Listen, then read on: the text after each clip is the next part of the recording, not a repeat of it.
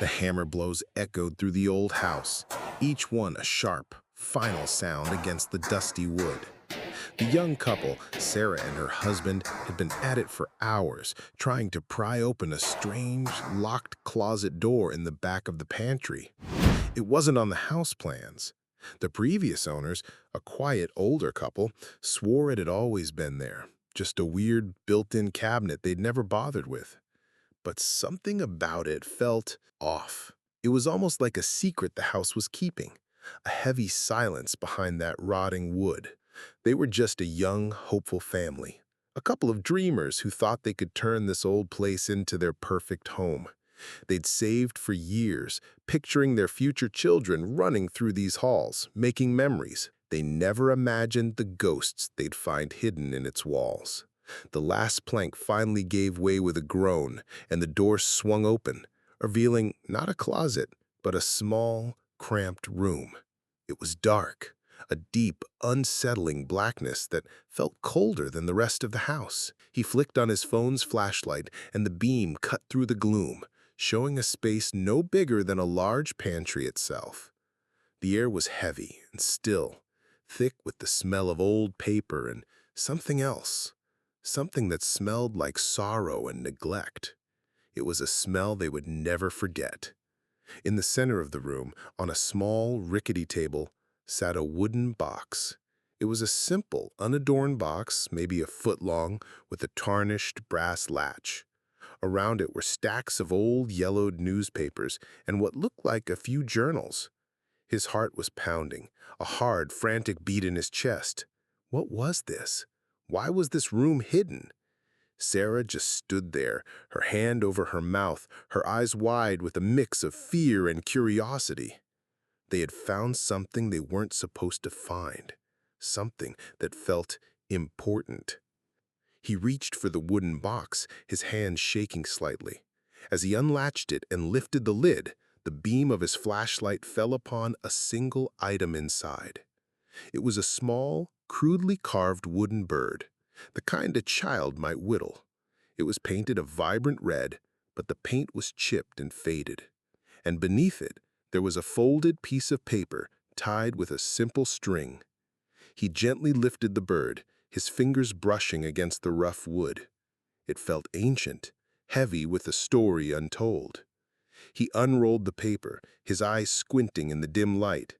The writing was neat, but faded, and as he started to read, a chill went down his spine that had nothing to do with the temperature of the room. It wasn't a letter. It was a confession written in the shaky hand of a man who lived in this house over 100 years ago, and it started with the line that hit him like a physical blow. I have sinned against God and man, and I cannot rest until my secret is known. This was the moment everything changed. The house wasn't just old anymore. It was haunted by a terrible past. The perfect home they had dreamed of, the one with the sunlit kitchen and the sprawling backyard, now held a secret so dark it felt like a physical presence.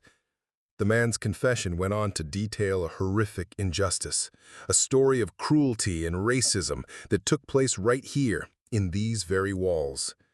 It spoke of a young black woman named Ilara, who had worked for his family, and of a terrible lie he told to get her arrested, to get her gone.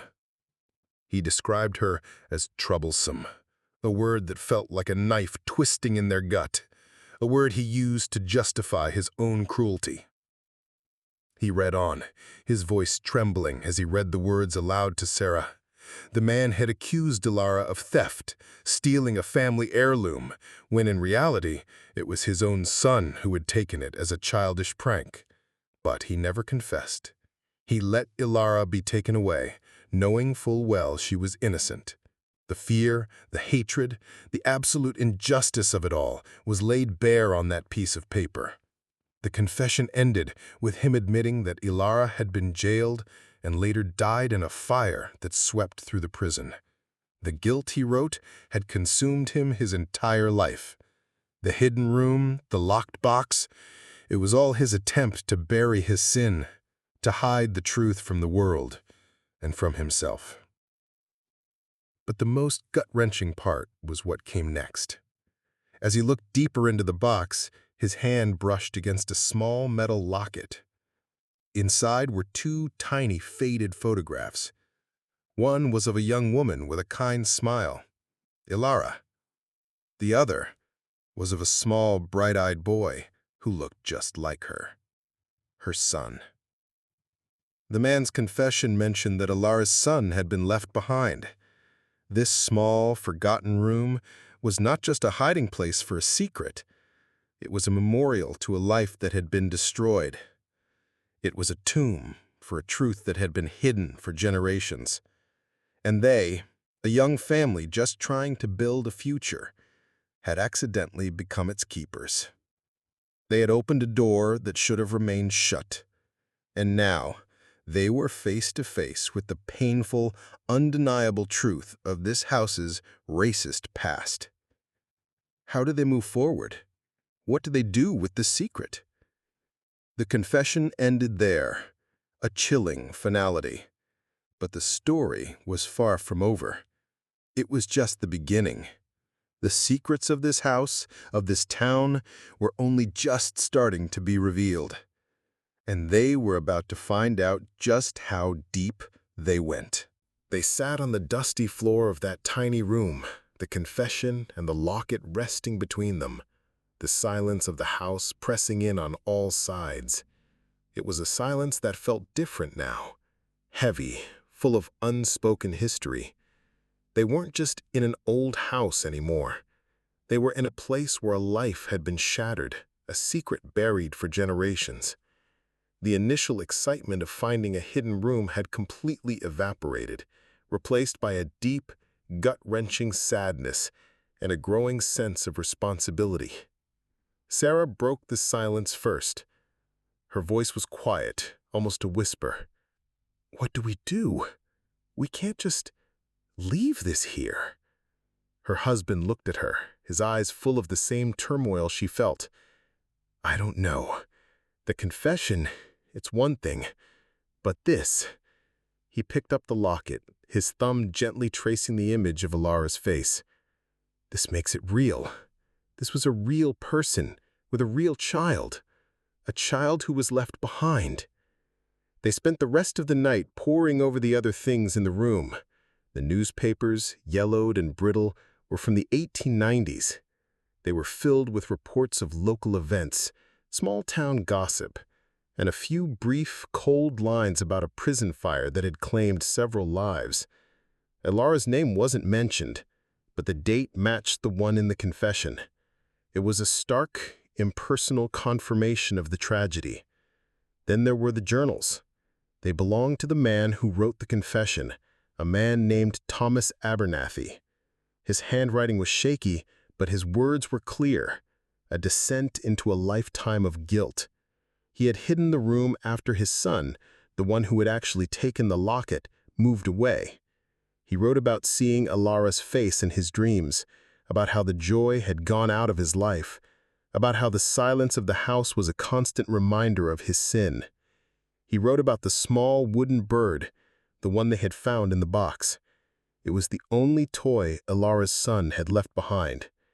Thomas had kept it as a morbid reminder of his terrible deed. They learned that Ilara's son, whose name was Caleb, had been taken in by a local church group. Thomas wrote that he had considered trying to find him, to make amends, but his shame had always stopped him. The journals were a chronicle of a haunted man, a man who, in his final years, had tried to find some peace by writing it all down, by creating this secret tomb for his guilt. As dawn broke, casting pale light through the grimy windows, they came to a decision. They couldn't just keep this secret. It was a debt that had been passed down through time, and now, for some reason, it was their turn to pay it. They had to find out what happened to Caleb. They had to try and find Ilara's family. The truth, they felt, needed to be told, not buried again. This wasn't just about restoring an old house anymore. This was about restoring a history. It was about giving a voice to someone who had been silenced, and perhaps finding some peace for a man who had lived 100 years with a terrible secret. They started with the town's historical society. The old, musty building was filled with dusty records and an elderly woman named Martha, who had been the town's archivist for 40 years. She was a fount of knowledge, a living encyclopedia of the town's past. They showed her a copy of the confession, their hands trembling as they laid it on her desk. Martha read it slowly, her eyes wide with shock and sadness. She had heard whispers over the years, old stories that were dismissed as rumors, but never anything with this kind of detail. Martha told them about the Abernathy family, a prominent name in the town's history, and she told them about the records of the local orphanage, the very one where Caleb would have been taken. They spent days going through old ledgers, their hearts sinking with every dead end. But then, they found a small handwritten note. Caleb Abernathy. The note said he had been adopted by a family who had moved to the next state over, a farming family. The records weren't clear, and the trail went cold. They felt the weight of history pressing down on them, the frustration of being so close, yet so far. Just when they were about to give up, to accept that some secrets are meant to stay buried, Sarah found a breakthrough in one of the old town's property records. The land where the farming family had lived was still owned by someone with the same last name. It was a long shot, a desperate attempt to find a living connection to a story that was over a century old. But they had to try. They had to follow this trail no matter where it led. They packed up their car, the locket and the wooden bird sitting on the passenger seat like sacred objects, and they started driving. They were no longer just home renovators. They were truth seekers, on a mission to finally bring peace to the soul of an innocent woman and her forgotten child. And what they were about to find on that long drive was far more than they could have ever imagined. The drive took them through a landscape that felt like stepping back in time. The rolling hills, the vast open farmland. It was all so different from the suburban neighborhood they had left behind. They found the farm address on a dusty gravel road, a long, winding lane that led to a small, weathered farmhouse with a sprawling front porch. A woman was sitting on the porch swing, a patchwork quilt draped over her knees, her face a map of kindness and age. Her name was Evelyn. She had a gentle, soft-spoken way about her, and her eyes held a quiet strength that immediately put them at ease. They showed her the locket, the small wooden bird, and the copies of the Abernathy Confession. As she read the faded words, her hand went to her mouth, and her eyes welled up with tears. "Caleb," she whispered, "that's my great-grandfather's name. This is our family history. My grandmother told me stories about him, but they were always so vague. She said he was raised by a farming family and that his mother had died in a fire, but she never knew the details. She just said he was a boy with a sad secret in his heart." Evelyn invited them inside, and they spent hours talking, piecing together the broken fragments of Alara and Caleb's lives. Evelyn shared old family photos, showing Caleb as a young boy, then as a grown man with a family of his own. He had carried the weight of his past with him, but he had also built a life filled with love and goodness. He had become a man of deep faith and had taught his children and grandchildren the importance of kindness, of standing up for what is right, and of never letting hate take root in your heart. It was a beautiful, powerful legacy born out of a terrible injustice. But the most incredible discovery came when Evelyn brought out a small locked chest, the kind you would see in an old movie. She said it was Caleb's personal chest, a box he had left for his family with instructions that it was not to be opened until his passing.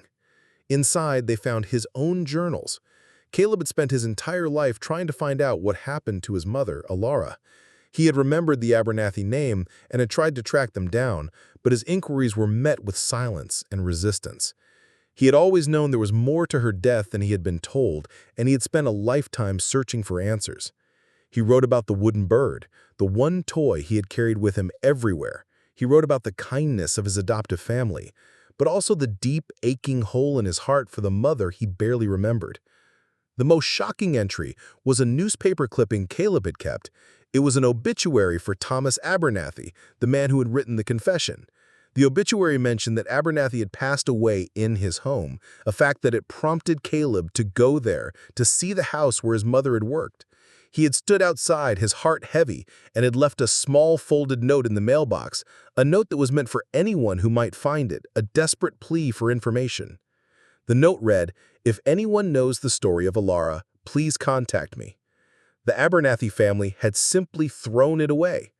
They had chosen to keep the secret buried, to preserve their family's reputation rather than do the right thing. It was a cruel, final act of cowardice. Evelyn was an absolute godsend. She not only gave them the answers they were looking for, she gave them a path forward. She had a strong connection to a local historical group focused on telling the stories of forgotten Black figures in the region's past. They all agreed that Ilara's story needed to be told, not just as a tragedy, but as a lesson.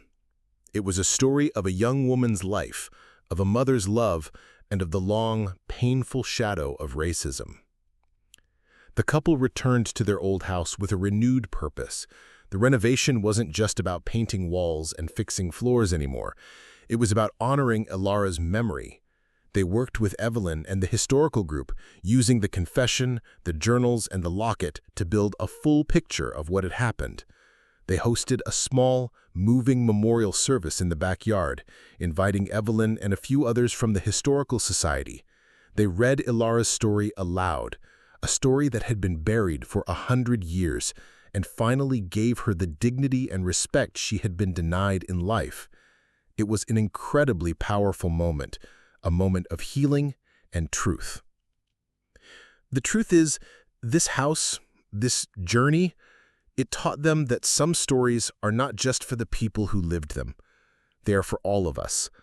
They are a part of our shared human history, a reminder of the darkness we are capable of, but also of the light that can come from facing the truth, no matter how difficult it is. This story, Ilara's story, isn't just about a racist past. It's about a racist present and the long, hard work we all must do to make a better future. It's about how sometimes the biggest challenge isn't what's right in front of you, but the ghosts of a history you never knew you were a part of. And in this case, finding that hidden room didn't just give them a secret, it gave them a mission to make sure that Ilara's name and the injustice she suffered was never forgotten again.